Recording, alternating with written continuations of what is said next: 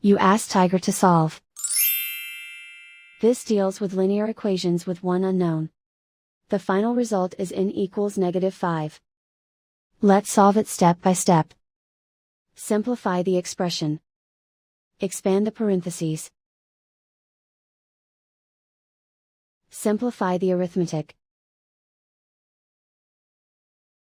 Combine like terms. Group all in terms on the left side of the equation. Subtract n from both sides. Group like terms. Simplify the arithmetic. Group like terms.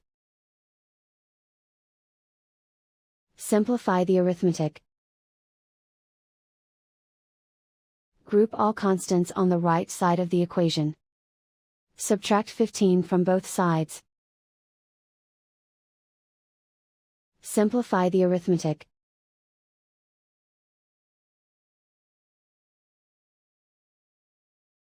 Isolate the n. Divide both sides by 5.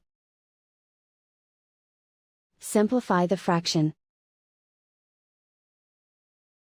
Find the greatest common factor of the numerator and denominator. Factor out and cancel the greatest common factor. And so the final result is n equals -5.